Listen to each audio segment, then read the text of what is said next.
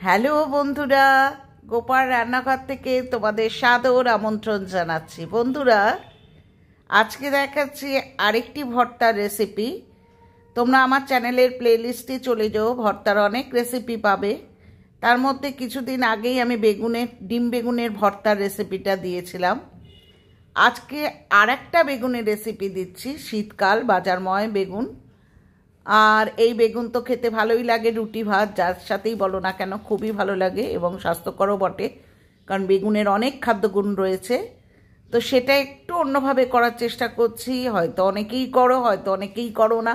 যাই হোক, আমি আমার রেসিপিটা জাস্ট তোমাদের সাথে শেয়ার করলাম। তো প্রথমে আমি বাজার থেকে একটা বড় বেগুন, অর্থাৎ 700-750 গ্রাম ওজনের একটা বেগুন কিনে নিয়ে এসে বেগুনটাকে ভালো করে ধুয়ে সেটাকে তেল মাখিয়ে নিলাম। ঠিক আছে বন্ধুরা। আর যা যা নিয়েছি, একটা পেঁয়াজ কুচিয়ে নিয়েছি, একটু তোমার ধনেপাতা কুচিয়ে নিয়েছি, কাঁচা লঙ্কা কুচিয়ে নিয়েছি, রসুন নিয়েছি। দেখো, প্রথমে আমি বেগুনটাকে কেটে ধুয়ে বললাম তো তেল মাখিয়ে নিয়েছি। এবার দেখো, একটা সাইড বরাবর, হ্যাঁ, দুটো সাইডেই করতে যেও না, তাতে খুলে যাওয়ার চান্স থাকে। দেখো, একটা সাইড বরাবর আমি একটু লম্বা করে চিড়ে দিলাম, একটুখানি, জাস্ট অল্প একটু। ঠিক আছে। এইবার দেখো, আমি এর মধ্যে কিন্তু রসুনের কোয়াটা ভরে দিচ্ছি, অর্থাৎ বেগুনের গায়ে আমি রসুনের কোয়াটা ভরে দিচ্ছি। দেখতে পেলে?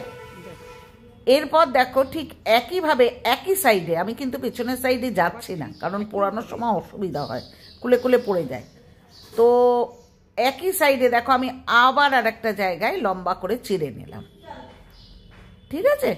এখানেও দেখো, আমি একটা রসুন কিন্তু এইভাবেই পুঁতে দিচ্ছি। ঠিক আছে। অর্থাৎ সে বেগুনের ভেতরটা একটু দেখে আসুক, এইভাবেই আমি রসুনটাকে ভেতরে পাঠালাম, অর্থাৎ বেগুনের সাথে একটু ভেতরে গিয়ে কথা বলে আসুক। মজা করলাম, জাস্ট জোকিং। আবার একটুখানি চিড়ে দিচ্ছি, চিড়ে আবার একটা সুন্দর করে রসুনের কোয়া কিন্তু আমি আবার এই কাটা অংশটা দিয়ে ভেতরে প্রবেশ করিয়ে দিই।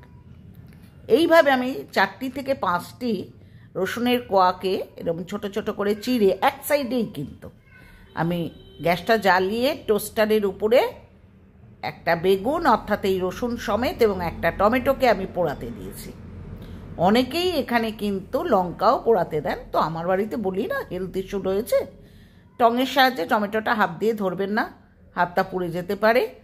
টঙের সাহায্যে আমি সাইডটা জাস্ট উল্টে দিলাম। ঠিক একইভাবে কিন্তু আমি বেগুনটারও আস্তে আস্তে সাইডগুলো চেঞ্জ করব, যাতে দেখো ভাই, যে রসুনগুলো যাতে আবার ভেতর থেকে বেরিয়ে না পড়ে।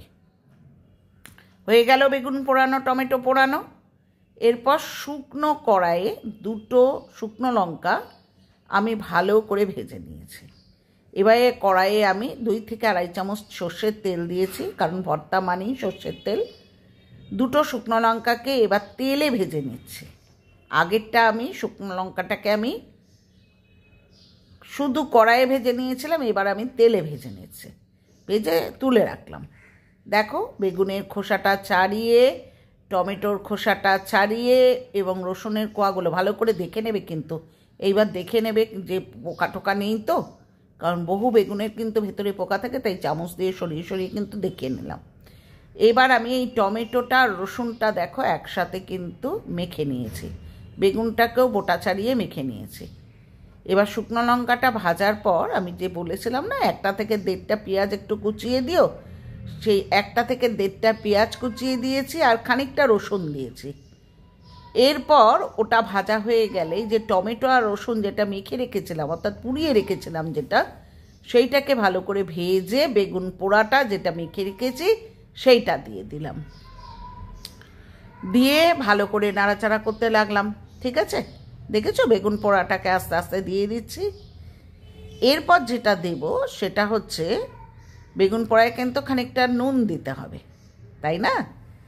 এরপর আমি বেগুন পোড়ায় খানিকটা নুন দিয়ে দিলাম, অর্থাৎ লবণ। আচ্ছা, তারপর বেগুন পোড়ায় কিন্তু আমি যেটা দিইনি সেটা কিন্তু আমার অফ ক্যামেরায় দেখানো হয়নি, সেটা অফ ক্যামেরায় হয়ে গেছে বন্ধুরা। একটু হলুদের গুঁড়ো দিলাম, একটু লঙ্কার গুঁড়ো দিলাম, এগুলো তো তোমরা দেখছো, কিন্তু কাঁচা লঙ্কাটা আমি অফ ক্যামেরায় দিয়ে ফেলেছি। এখানে কিন্তু 2 থেকে 3টে কাঁচা লঙ্কা কুচিয়ে দিও, একটু ঝাল ঝাল হলে ভালো লাগে। ঠিক আছে, এরপর দেখো এই 1 ফোঁটা জাস্ট লাইট একটুখানি চিনি দিয়েছি, একটু, খুব স্লাইড, একদম স্লাইড দেবে, বারবারই স্লাইডটার উপর জোর দিচ্ছি, কারণ বেশি দেবে না, ভর্তাতে কখনো বেশি কিন্তু চলে না। কিন্তু যেহেতু একটু ব্যালেন্সের জন্যে আমি একটুখানি ছড়িয়ে দিলাম, দিয়ে বেশি করে মুঠো ভরে ধনেপাতা, 1 মুঠের ওপরে ধনেপাতা দিয়ে দিলে, দিয়ে ভালো করে নাড়াচাড়া করে দেখো কড়াই একেবারে শুকনো করে ফেললে, তৈরি। এরপর যেটা শুকনো খোলায় ভেজে রেখেছিলাম যে শুকনো লঙ্কাটা, সেই শুকনো লঙ্কাটা গুঁড়িয়ে ওপরে দিয়ে দিয়েছি, আর কাঁচা সর্ষের তেল ঢাললাম, সেটা তো দেখতেই পেলে। এবার একটা পাকা লঙ্কা, কাঁচা লঙ্কা দিয়ে পরিবেশন করলাম। অত্যন্ত ইয়ামি, যেমন দেখতে তেমনি খেতে। একবার অনুরোধ রইল, রুটি বা ভাত যে কোনো জিনিসের সাথে খেতে পারো। এখন বাজারময় বেগুনটা সস্তাও বটে, সুতরাং করে খাওয়া যেতেই পারে, তাই না? পুরনো বন্ধুরা তোমরা সুন্দর সুন্দর কমেন্টে ভরিয়ে তোলো, যাতে আমি একটু এগোতে পারি। আর নতুন বন্ধুরা চ্যানেলটা সাবস্ক্রাইব করো, লাইক করো, কমেন্ট করো, শেয়ার করো। বহু বন্ধু যারা কিন্তু 735, 636 এসব লিখছো, প্লিজ করো না, এতে তোমাদের চ্যানেলের ক্ষতি হচ্ছে। আজ আসি, টাটা।